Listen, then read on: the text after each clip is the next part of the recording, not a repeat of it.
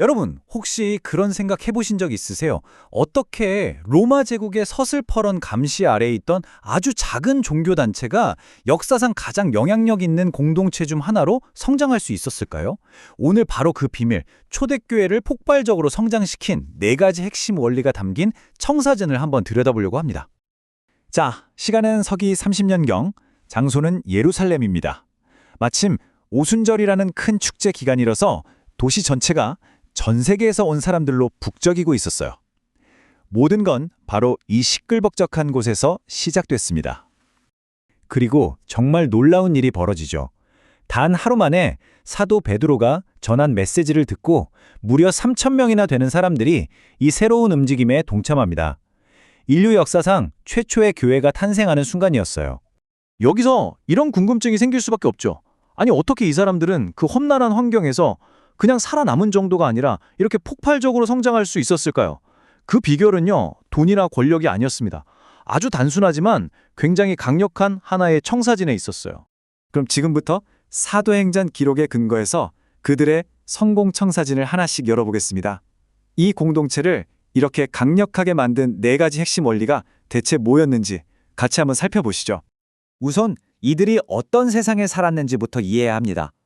당시 예루살렘은 로마 제국의 억압과 또 아주 엄격한 종교적 율법주의가 팽배했던 마치 압력솥 같은 곳이었거든요. 이런 분위기 속에서 이 새로운 공동체의 일원이 된다는 건 정말 보통 결심으로 되는 게 아니었어요. 사회적으로 고립되거나 심지어 박해까지 받을 수 있는 그야말로 시대의 흐름을 거스르는 아주 위험한 선택이었습니다. 자, 그렇다면 이들의 첫 번째 성장 동력은 뭐였을까요? 어떤 뜨거운 감정이었을까요? 놀랍게도 아니었습니다. 바로 배움에 대한 깊은 헌신, 즉 말씀이 그 첫 번째 기둥이었습니다. 기록을 보면 이 구절이 딱 나옵니다.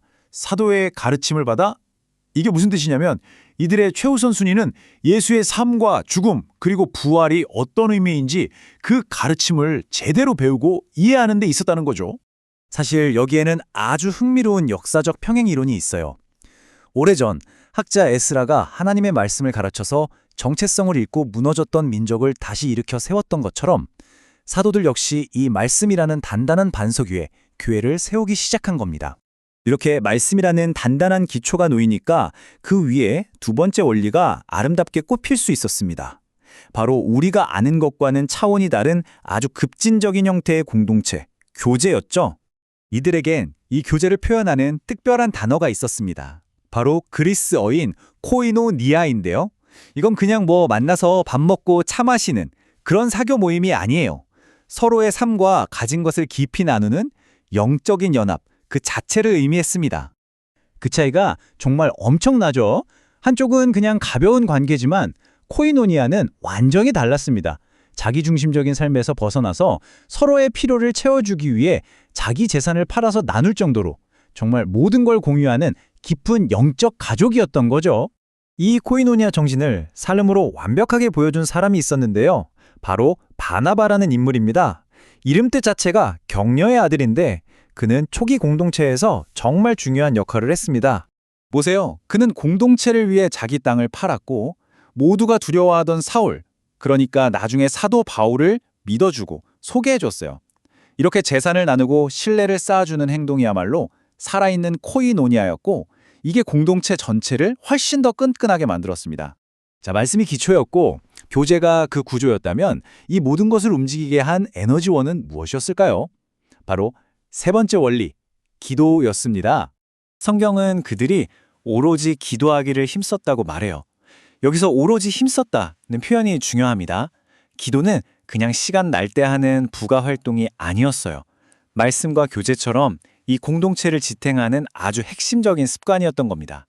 그리고 이들의 기도는 그냥 형식적인 게 아니었습니다. 사도행전 기록을 보면 이 기도를 통해 놀라운 일들이 일어나고 사람들이 하나님을 경외하게 되고 공동체는 한마음이 되었다고 해요. 이런 강력한 연합이 외부 사람들에게까지 영향을 미친 거죠. 여기서도 우리는 역사적인 모델을 발견할 수 있습니다. 바로 다니엘이죠. 기도하면 사자굴에 던져질 걸 알면서도 하루 3번 기도를 멈추지 않았던 그의 신실함이 결국 한 제국 전체를 변화시켰잖아요. 이처럼 꾸준한 기도의 힘을 이들도 알고 있었던 겁니다. 자, 이제 마지막 네 번째 원리입니다. 말씀, 교제, 기도가 한데 어우러졌을 때 과연 어떤 결과가 나타났을까요? 바로 세상 사람들로부터 칭찬을 받는 아주 매력적인 공동체가 탄생했다는 겁니다. 이 구절이 정말 완벽한 균형을 보여줍니다. 위로는 하나님을 찬양하고 옆으로는 주변 모든 사람에게 칭찬을 받았다는 것. 하나님과의 수직적인 관계와 이웃과의 수평적인 관계가 모두 건강했다는 뜻이죠. 이들의 공동체는 이상하거나 배타적이지 않았어요. 오히려 굉장히 매력적이었습니다.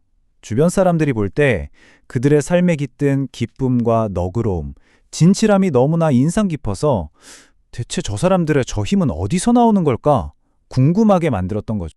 그럼 이 네 가지 원리가 대체 어떻게 연결되는 걸까요? 이건 그냥 네 가지 좋은 덕목을 나열한 게 아닙니다. 서로가 서로를 강화시켜주는 하나의 완벽한 선순환 시스템이었어요. 흐름이 보이시나요?